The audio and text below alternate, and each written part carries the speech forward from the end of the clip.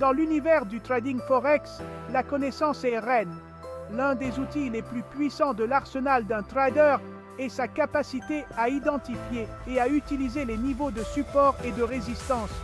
Ces niveaux agissent comme des barrières invisibles sur un graphique de prix, influençant la façon dont une paire de devises évolue.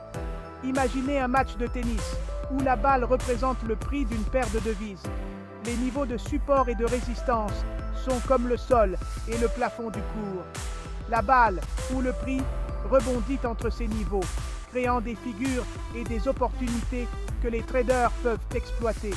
En comprenant ces niveaux clés, les traders peuvent prendre des décisions plus éclairées quant au moment d'entrer et de sortir des trades, augmentant ainsi leurs chances de succès sur le marché du forex. Cet essai va explorer le concept de support et de résistance, en fournissant un guide étape par étape sur la façon d'identifier et d'utiliser ces niveaux pour un trading forex rentable. Le support, en termes simples, est un niveau de prix en dessous duquel une paire de devises a historiquement eu du mal à descendre. Voyez-le comme un plancher sous le prix.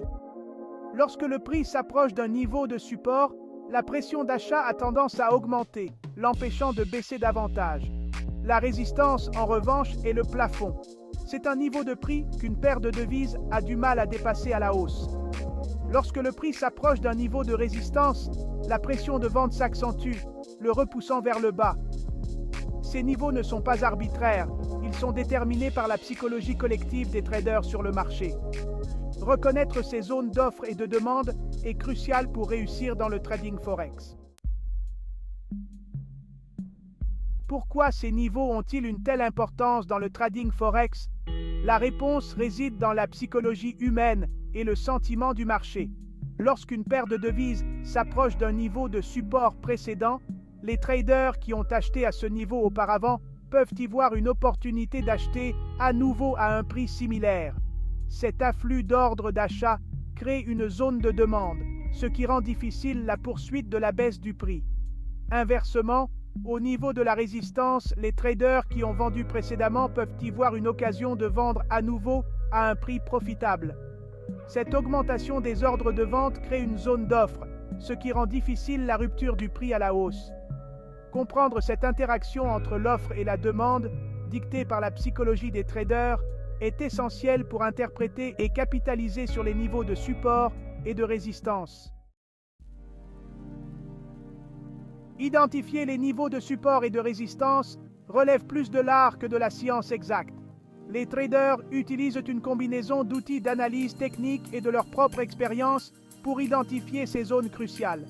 Une méthode courante consiste à rechercher les sommets et les creux précédents sur un graphique de prix. Ces points de swing, où le prix a inversé sa direction, agissent souvent comme des niveaux de support et de résistance futures. Les lignes de tendance constituent un autre outil utile.